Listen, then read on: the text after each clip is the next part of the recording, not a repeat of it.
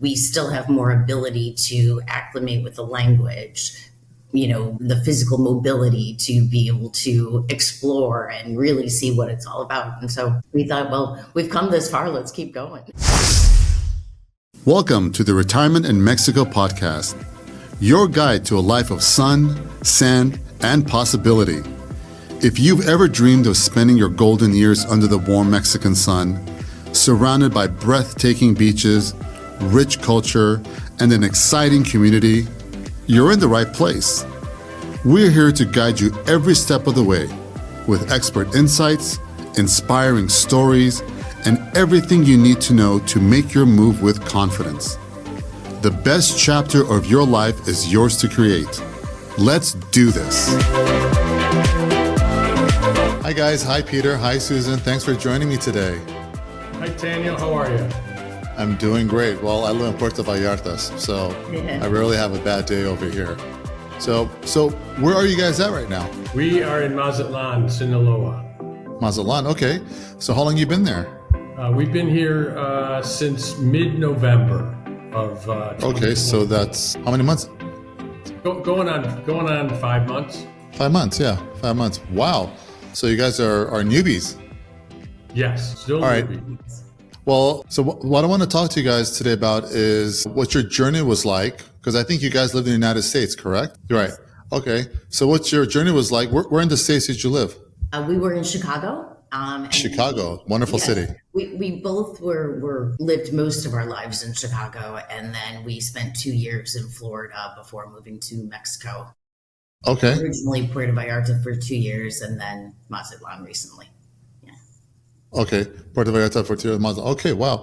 So tell me the story. So Chicago, why did you guys decide to move to Mexico? Why not move somewhere else in the world? How long were you guys thinking about this? We've been thinking about it for more than 10 years. I originally started toying with the idea of leaving the United States when I retired because of lower cost of healthcare long term. It's just one of my fears of so many bankruptcies are based upon medical costs, and that I did a lot of research that you can get more bang for your buck outside of the US. And we considered many places. Mexico was always very high on our list because of its proximity to the United States. Very easy to get in and out of, lots of flights to our family in the States, and mainly on the same time zones as all of North America. So it made it nice and simple.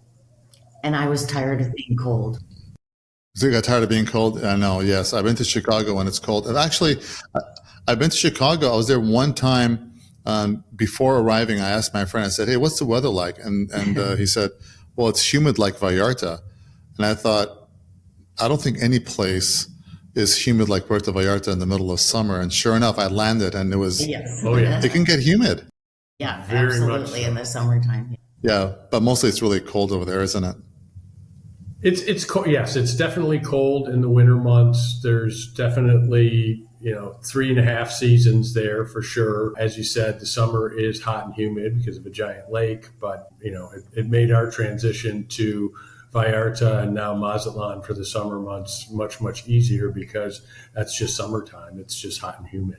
Yeah, just sort of accept it. It may be a little more a longer period here, but no, it's still hot and humid there in summer. So you guys been thinking about moving to Mexico for 10 years.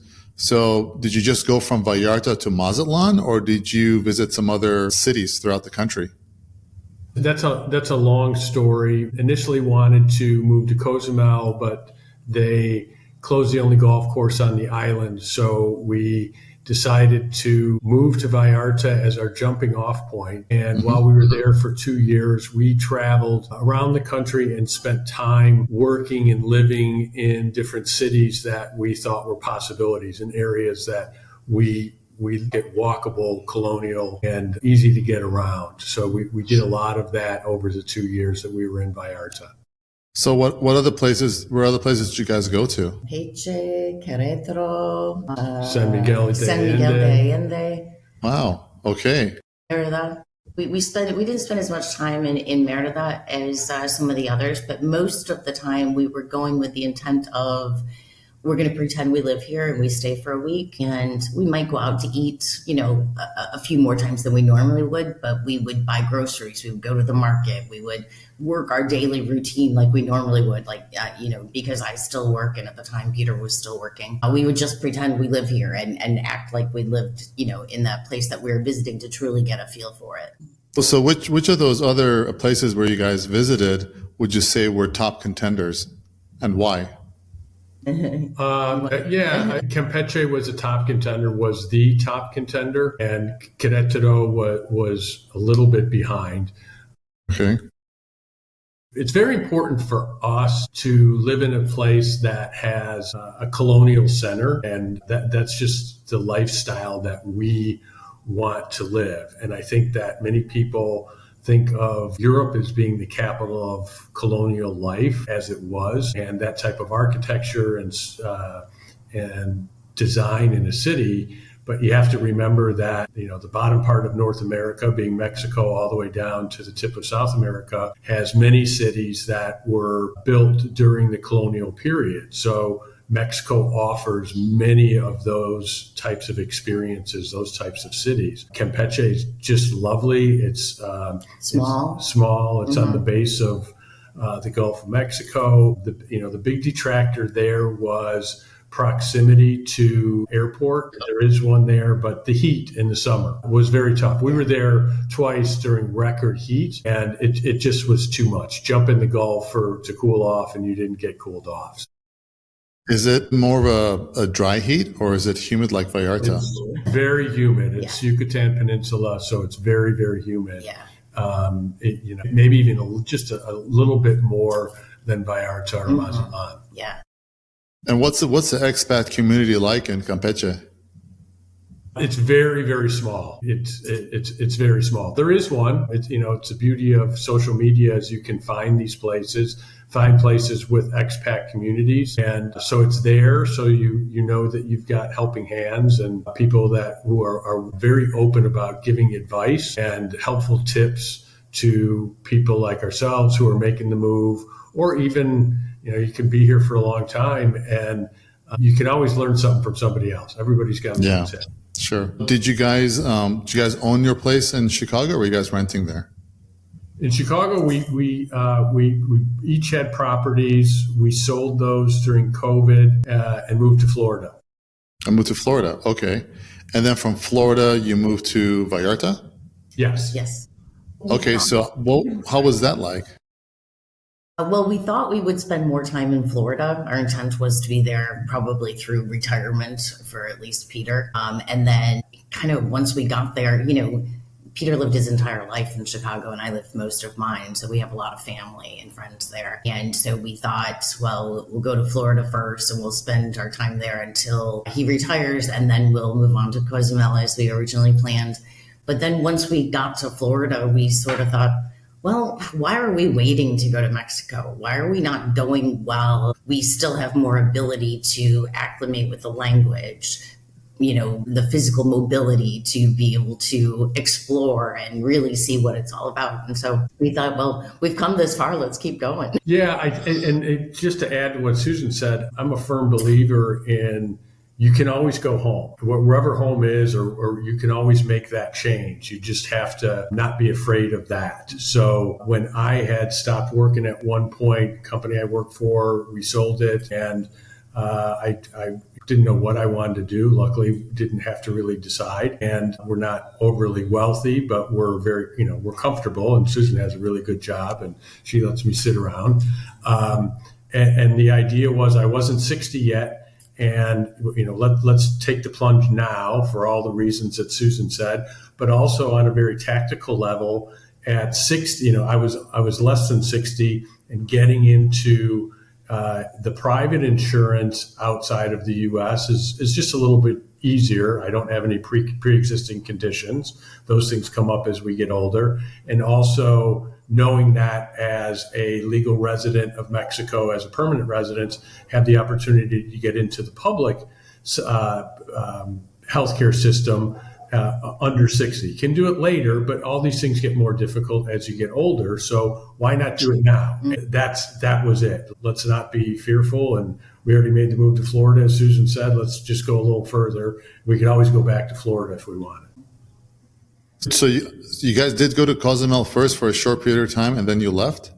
No, we go to Cozumel every year for vacation. And before they closed the golf course, we did spend time there working to see what that was like, just to make sure. And we had fully planned on moving there. It wasn't going to be this quickly. I didn't think that I'd retire at this age, but we don't have children. We don't have pets. We're both healthy, and why not enjoy life? You never know. Yeah, absolutely. Cool. So you made your way down to Puerto Vallarta. Yes. Yeah. So for the 2 years you lived in Vallarta, what was that like? And how difficult was it to make the transition from the States to PV? It was relatively easy. A few leaps of faith. We're renters, and we're going, it was the first time we had ever rented a fully furnished apartment, and got advice from our few friends that are in Vallarta about finding something. And unfortunately for us, we were moving December 1st. So in the height of the tourist season and not as many rentals, but we found a place on Facebook, and you hear all the horror stories of Facebook and this and that. We met a realtor on Facebook. I inquired about it. She found us a unit within the building that we had originally seen, and we learned a lot. I had luckily studied a lot about renting places long term and what you needed to look for and things like that. But it's, as a former landlord in Chicago, and Susan was a former realtor, business is business for the most part. There's nuances, but as it came time to provide deposits and things, we got all of the identification from the owners of the unit with, proof that they owned it, along with the utility bills, which is the norm, and we never had to ask for them. It worked well. I mean, we did show up with our 15, 16 pieces of luggage in total, and coming from the airport with a slight bit of nervousness. Yeah, sure. So you guys didn't move down here with any furniture; you just came down here with your clothes. Correct. Right. Clothes and a few just personal items. A few kitchen things, not very much, just things I didn't want to pass. So if you guys don't mind sharing with us, what kind of a place did you rent in PV? Where was it located? And how much was your rent and the utility? What was the cost of living like during those 2 years? Certainly less than the U.S. for sure. Certainly less than Chicago. So we had a 2-bedroom, 2.5-bath condo in Cinco de Diciembre, in a 10-unit building. We were on the 3rd floor, so we had a partial bay view. Nice balcony. Building was 6 years old. Rooftop pool. Everything. It was well appointed. It had everything that we could possibly need. We paid. We went back and forth, but we paid roughly $2,000 a month in rent, and we paid our landlord every month. Did that include utilities? That included utilities, although we bumped the internet up a little bit. They had Infinitum provided by Telmex, and it worked fine. We just needed more bandwidth because I had gone back to work whilst we were in Vallarta, so we needed a little bit more bandwidth just for video calls. And we paid electric there as well. Oh, we paid electric. You paid electric separately. Okay. So for those 2 years that you're living in Vallarta, what was it like? The cultural difference, language barrier. Did you guys speak any Spanish? Were you able to get along, from one place to another without speaking the language, or do you speak any Spanish at all? We do speak a little, and we started, we both took it in high school, which is obviously a very, very long time ago. Yeah, same here. We had a foundation, but then we'd been doing Duolingo for at least a year. And then Peter did a few other things too along the way. So we had a little bit of a foundation. I would not say a lot, but enough to get by. It didn't present any problems per se. It would certainly have been nicer and probably a little bit easier with certain things to have had a stronger grasp of the language, but it didn't hinder us from doing anything. Did you guys have any concerns or risks that you faced when you made the move to Vallarta? No, Not really, no. It's Puerto Vallarta, so we like to consider ourselves relatively well read, and it's Vallarta. It's one of the tourist capitals of the world, and certainly one of the top three within Mexico. So we didn't have any concern about really anything. We knew that lots and lots and lots of people will speak English. Being such a big tourist destination. English being the language of business, and not just from the States, but Vallarta gets plenty of people from all over the world now. So no, we didn't have any concerns other than this is going to be different. And I go back to what I said earlier of, our whole basis is if we didn't like it, we could leave. I mean, it's a great position to, we had a whole bunch of luggage and you pick up and you leave. It's just stuff, and you want to try something else. But we love Vallarta. The people are extremely, extremely friendly in Vallarta and in other parts of Jalisco as well that we visited. And, it was an easy transition, easier than one would think. So you guys were in PV for 2 years. Did you open a bank account? How did you pay your rent? Were you wiring money from the States? So he opened a bank account. We got our residency, our permanent residency. That was completed about 3 weeks after we arrived. And how was that experience? Was that difficult? I didn't think so. Again, being, I wasn't working at the time. I was really doing a lot of research leading up to the move. A service to help us in the U.S. to make the appointment, to review our documentation. It's really a financial thing. And that really helped us on that side. And we got an appointment easily. We drove to the consul in Orlando. I was retired, so I could apply for permanent residency. Susan and I are married. She was working, so she applied for temporary, but since we're married, they gave us both permanent. Just a decision that they make at the consular level, and that's normal for a lot of things from what we've read and heard about the different consulates. So that side was easy. Service was great. The fee was less than $200. I mean, it was just great money spent. And then on the Vallarta side, you've got your visa and you have to go to the immigration office within a month of arriving and get the things finalized so you can get your card.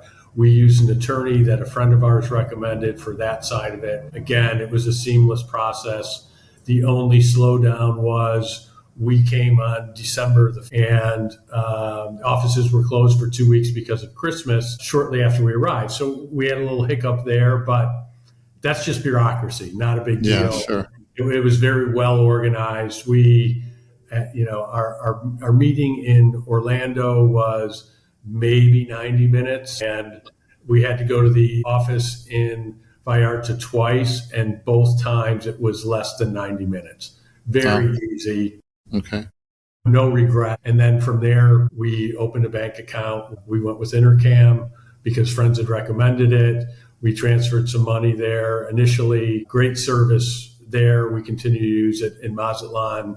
So we've looked at doing some other banking if we want. We just haven't had the need to yet. Yeah.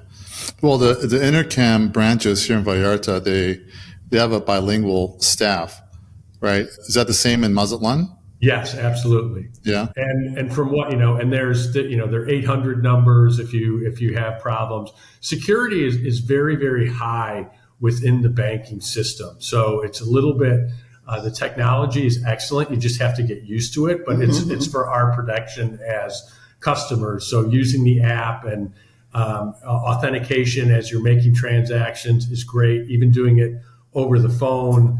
I always used it as a way for me to practice Spanish. I'd call in and be speaking Spanish, and then if I got caught up, this person on the other side would respond to me in perfect English and say, well, Mr. Locke, it's very easy. But yes, it's very accommodating across the board, whether it's in person or on the phone. Mm-hmm. Yeah.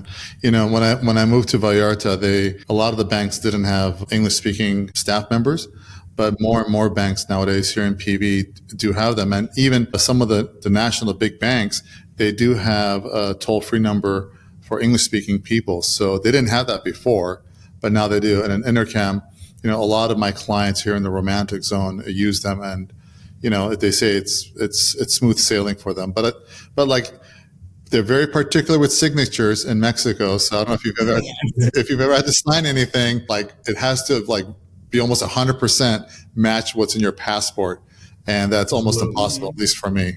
Yeah, Yes. agreed. I think it is for a lot of people. But we just look at it as be patient, and they're doing it to protect us. Mm-hmm. So they're trying to protect my money. I can deal with a little bit of signing things twice if need be. What are some of the challenges that you faced when you moved over here that's different from living in Florida or Chicago? I don't even know if I would call them challenges, just things to get used to and figure out. Really, really dumb little things, like just not knowing, in Florida or in Chicago, you need something, you hop in the car and go run to Target and you can get everything that you need, right? Figuring out where to go to get what was, for me, a little bit of I don't want to say challenge. It wasn't a big deal, but like, okay, I don't even know where to go to get some measuring cups, because we didn't have any measuring cups, or, silly little things like that. We went to 3 or 4 different places before we figured out where to buy measuring cups. And again, it wasn't a big deal, and it wasn't a frustration. It was just more like, I don't know where to go. And not having, being there, just the two of us, and we're in the same boat, not knowing, who do you ask? Right. Yeah. Napkins, cloth napkins. Yes. They're not the best looking, but cloth napkins, very difficult to find. And I mean, you'd think, well, Walmart has everything. Go to both Walmarts, and they had placemats, but no cloth napkins. Yes. So just those are, I would consider those hiccups.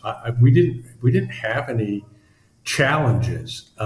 People have been accommodating, different bureaucracies that you deal with. I don't care where you are. Bureaucracies are never smooth sailing, but our experiences from immigration to banking to getting our driver's licenses, all very efficient. Mexico's a very, very large country, population-wise and geography, but they know what they're doing. These are a lot of smart, millions and millions and millions of smart, hardworking people are looking out, and people are nice. So they're going to help you.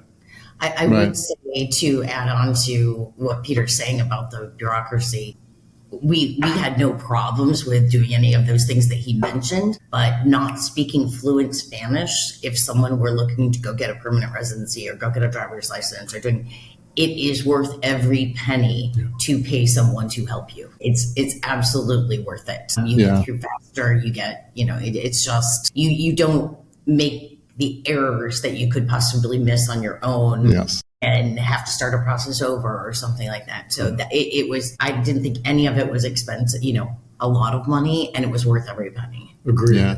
I liken it to, in Chicago anyway, and most big cities, if you're getting a building permit for some work that you have to do at your house or your business, you hire an expediter because they speak that language. It may be English, but hire a professional to help. It's well worth the investment, time and expense. And one of the reasons that people want to move to a lovely country like this, weather and relaxation and lower your stress level. Well, why not just make a small investment and use somebody's expertise to help you get what you need?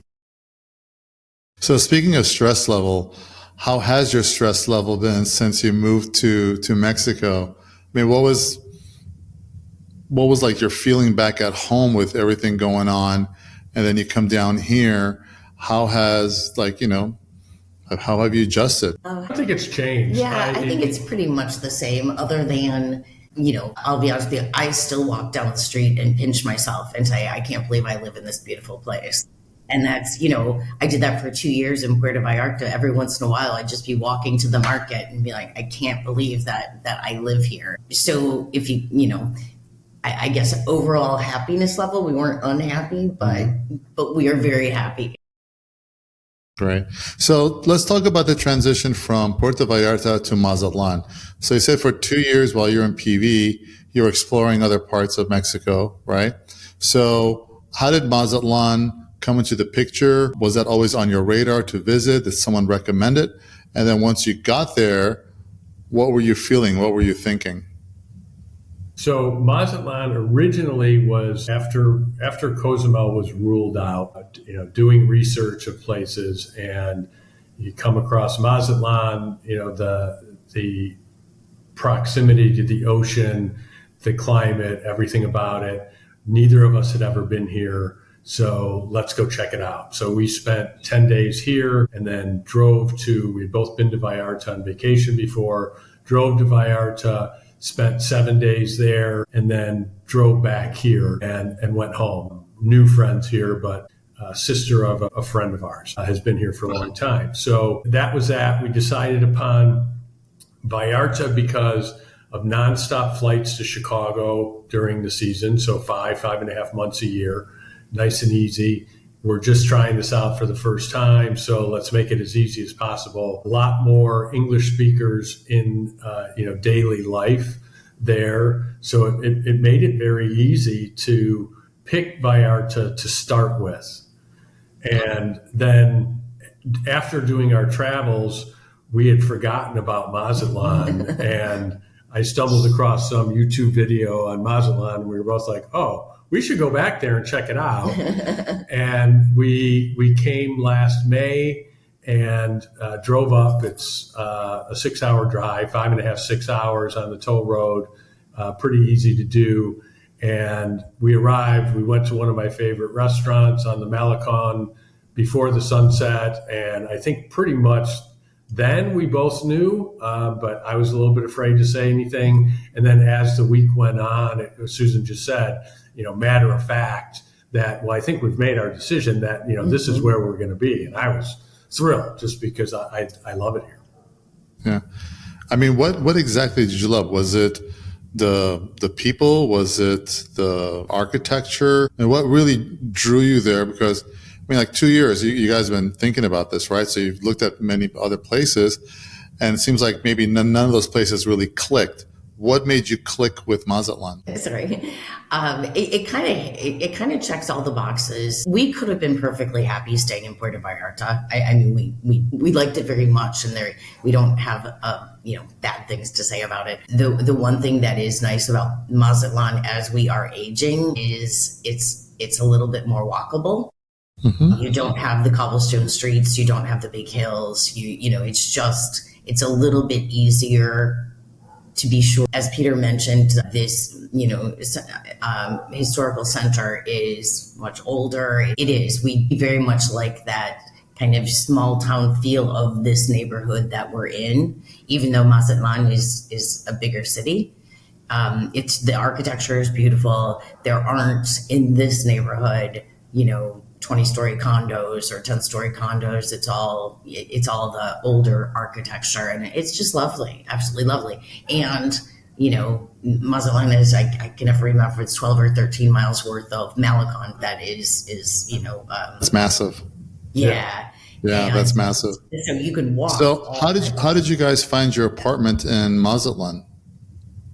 Was that on Facebook also? Yeah, we went with, yes, Facebook, but over time, you learn to look into different places. I spent a lot of time on Mueble 24 and Vivo Anuncios. There's a whole bunch of other sites that are in Spanish, and you can find things. We happened to find one on Facebook, and we rented for 4 months with the option to rent for a year. And it was a house in Centro. And whilst we were there, we came across this place. A friend had recommended it, new owner in a small condo building, and contacted a realtor and came and saw it a couple times. And it really hit everything for us. 2-bedroom, 2-bath, a balcony, an interior garden. It's a redone building, and it was done quasi Art Deco style. So, wide doorways. I'm large, so tall and a little bit wide. So, just, moving around is very easy in here. And we're not even a half a block from the beach. So across the street right now, we're looking at old colonial buildings. And then behind us is the beach. I can, if I looked over my right shoulder out the window, I can see the ocean. And how many square feet, Peter, is your apartment? It's at least 1,200 square feet. Okay, that's a great size. Yeah, it's very nice size, and we have a garage that came with it. We don't have a car, but Are you planning on getting a car? No, we don't have any plan on getting a car, but a golf simulator is a good possibility in that space. And that's part of the reason why we wanted to be in a neighborhood like this, is because we don't want to have a car. We want to be able to walk just about anywhere or easily take public transportation. So how much was your budget going in looking for an apartment, and how much are you guys paying now? Our budget was probably say $1,750, maybe $2,000. We would have gone up to that. We wanted dollars, correct? Yeah. We're paying the equivalent of $1,250. Okay, that's not bad. And does that include any utilities? It does not. All utilities are on us. Mm-hmm. So far, since we've been here since February, what we've seen is electricity is very inexpensive compared to Vallarta. We haven't had to use air at all. So how much would you say right now? Like, is your monthly electric bill like? 276 pesos. So like $11-12. Yeah, I mean, Daniel, it's crazy. I mean, it's just our budget is in our tracking system that I do is I think it might be $80 a month, and so far it's been nothing. Wow. But do you guys have AC units in your place? Yes, we have mini splits. But you don't need to use it right now because of the weather, right? Right. Summertime. No. Right. So and how much is internet? Internet is $21. We have mega cable. And that's worked very well. We're on their old coax system, but they're in the process, and we see the workmen all the time of putting fiber optics in our neighborhood. So we'll switch to that. So that, it's a great price, works well, knock on wood, because Susan works a lot. And does your apartment or your condo have gas, or is it just all electric? It's gas. It's gas. And what would you say how much is your gas? Because you guys buy it by the tank, right? We buy it by the tank. The tank is on the roof. That's always a fun experience, Colin. And, again, it gives me a chance to practice my Spanish, to order gas when it's coming out. It's what we've seen so far a month. It's probably going to be about $30 a month. Okay. And we have 2 hot water tanks here, one for the kitchen, one for everything else. Susan cooks a lot. We have a 36-inch range with a stove. I mean, it's a big, and stoves aren't that normal for 4 places throughout Mexico. So if she ever decides to be a baker, we've got that. Yeah. So Susan, you said, Peter said you cook, you like to cook a lot. So how would you compare your average grocery bill in Mazatlan versus back in Chicago or Florida? Yeah, I don't know if I could give you numbers exactly, but I do think that it is considerably less, and that may be partially because of maybe a change in the way that we eat and the way that we cook. Mm-hmm. Because we're buying less processed things and using more fresh food, fresh produce, and buying things in bulk. Like, I buy dry beans instead of 3 cans of beans and things like that. So I think we're definitely spending less money on groceries. I just don't have an exact number. I mean, would you say it's about a third less, 25% less, half the cost, ballpark? I'd say ballpark, it's at least 2/3 less. About 2/3 less. It's pretty significant now that I track these things, because I don't know necessarily how much. Yeah, I got it. Because when I go to LA, visit my family, and I go to the grocery store and I look at the prices on produce, and it's just become ridiculous, So I mean, Tanya, fresh fish, fresh That's chicken, the big one. fresh meat, Yeah. things like that. And we're lucky. We like to go grocery shopping. So in Mazatlan, we've got a market that's almost 200 years old, and it's a European style market that sits on a square block, and it has everything that you could possibly want, as far as eating and spices go. And last week I had a hankering for a tuna dish that Susan makes that's sashimi. And so I went to my fish guy and got a couple of flash frozen pieces that was about a pound of tuna that was about $5. So, I mean, it's just, it's just great for that. So, it's a different world. Pork thing, it's much less expensive, and you don't eat as much. You're walking. It works out well for what we wanted. Mm-hmm. And how's it been meeting your neighbors, making new friends? Has it been a challenge, or is it pretty easy? I never have a problem meeting people, so it hasn't been difficult. I don't think we made some lasting friendships in Vallarta. Here, it's we know two of our neighbors. There's only 4 units in the building, and we have a couple that are very close friends. It's easy to meet people, and I think expat community, as we've seen, is very welcoming, and people look out for each other. Mexican community, same thing. They're very welcoming, very open. It's easy. As long as you're a welcoming person, then you reap what you sow, kind of thing. Yeah. And people are nice. I believe that. I think with me it's a little more challenging, partially because I don't have his personality, and partially because I am working full time. So, from call it 8:30 to 5:30 or so, I'm sitting at a computer and I'm not really getting out and engaging with people. So that's, he's your social attaché. Yeah. People always talk about safety, right? That's a big concern. So what's the safety situation like in Mazatlan? Should people be concerned? Mazatlan is very safe, and we take it very seriously, right? We're from a big city. We're from Chicago, and many times in my life, unfortunately, had a very, very high murder rate. And so these are things we know. We take public transportation, things like that. Susan looked at troubles going on in our state's capital, Sinaloa, a lot before we moved, and we researched it some more. And Sinaloa is 2.5 hours away. Culiacan, sorry. Sinaloa is our state. So we haven't felt unsafe ever.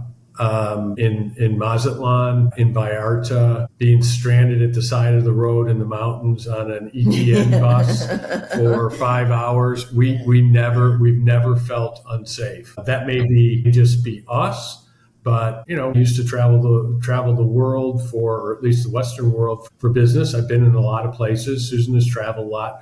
We're city people, so we have our guard up. But this is a safe place, and you have, like most of Mexico that we've seen, you have the presence of local police, different types. You've got the National Guard and then the Army for different types of events that are going on. We've got a big port here. So there's just it's a big city. So it's a working city. So we've never felt unsafe. Well, here in Vallarta, we know on the Malecon, on the boardwalk, sometimes you see like the tourist police, and just to help, with the tourists. Yeah. Mm-hmm. And then you have the transit police, and then sometimes you'll see, like you said, the Marines. Yeah. So I guess it's the same thing in Mazatlan. Right. Yeah, same feel as my friend here taught me. He's lived in Mazatlan for 20 years. One of the things he likes about Mexico, he's a Canadian, is that you always know where the police are. They're easy to find, right? The police are driving around regardless of which times. They have their lights flashing, so you can find them, and you never have to go searching for them. And when he said that to me, I thought, wow, that's right. And you see these men and women, and they're younger people, they're kids to us. And I see them at parades and things like that, interacting with children. You can ask them anything. They're helpful. It looks kind of scary, but they're nice people. They're here to help everybody. Right. So guys, big question for you, because I asked this at the end. There are a lot of people sitting on the sidelines in the States and Canada and other parts of the world wanting to make a big move. I think for our American and Canadian counterparts, that big move includes, moving to Mexico. That's their dream. But there's a kind of the sidelines. They're not sure. So what advice would you give someone who's considering making this big move to Mexico? I would say don't be afraid. Research, plan, visit. Don't go for a vacation for a week and decide you're going to move somewhere. You have to spend some time in that community and research different neighborhoods within those cities that you're looking at. But definitely spend a fair amount of time. I think, in my opinion, at least starting out renting is prime, because you don't know things about that particular neighborhood or even that particular building or that house until you actually live in it. And not everything is like, in the US or in Canada, meaning, what things you have the ability to change and what you don't have the ability to change. If there's a rooster living next door, you can't do anything about that, and some things having to do with your property, just with a rental property that, just like in the States or Canada, you don't know until you're actually there what those things are. So, my feeling is it's worth renting for a period of time and spend a fair amount of time somewhere before you pack up. Agreed. The idea that, and we saw people do this in Florida quite a bit. We were there, in 2020, so people were just rushing to move to Florida, sell their house and move to, buy a house in Florida, and everything was crazy. And then all of a sudden, oh my God, I miss I miss being home. Well, don't be afraid to come and try. Don't be afraid to, if you're going to sell your house, but don't just pick up and move. It doesn't do anybody any good. Experience it, try it out, and then you're going to get what you put into it. And, Vallarta is a wonderful city. It's expanding like crazy, as is Mazatlan. It's growing like crazy. But you have to learn if you like a place or not before you just pick up and buy a house. Unless it's a second house, then have at it. And you don't have to, if money is no object, no big deal. But don't be afraid to make the move. And there's so much information that's out there. There's so many people that are willing to help, where it doesn't have to be a financial transaction. Daniel, you're one of those examples where, you give people advice to give advice and to help them. And that's what my feeling is. Most of the people are like, they want to help people, and making a transition like this is difficult. It's scary, but it's really fun. We've really enjoyed it. It's an adventure. Part of the pinching ourselves that we do when we lived in Vallarta, when we lived here, is the adventure of it. It's so much fun, and it keeps you young. It keeps your mind active. Learning a new language, boy, that's, a way to train your brain as we all get older. I've got, thinning white hair, to make life exciting. So don't wait, just jump in and do it wisely. Yeah. No, that's great advice, guys. And I agree. The one thing we can never get back is time. And you don't want to live a life full of regret, because you can just blink and all of a sudden, 5 years, 10 years, 15 years have gone by, and then circumstances have changed, and you kind of do that whole woulda, coulda, shoulda, and, it kind of gets you down. So, that's the one thing I tell people, don't live a life full of regret.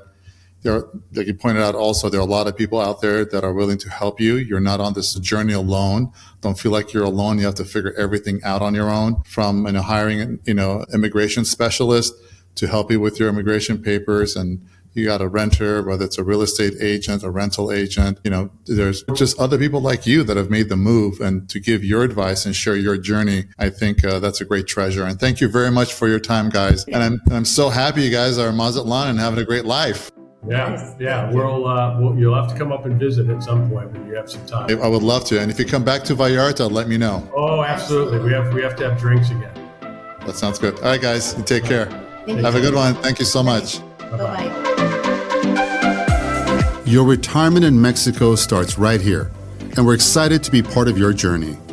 Every episode, we bring you the magic of Mexico, insider tips, and expert advice to help you take that next big step with confidence. Don't forget to subscribe and leave a rating and review on Apple Podcasts. It helps others like you discover the endless possibilities waiting south of the border. Got a topic you'd like for us to cover? We'd love to hear from you. Send your suggestions to info@tanielchemsian.com. And remember, a life well lived isn't left to chance. It's created with intention. See you next time.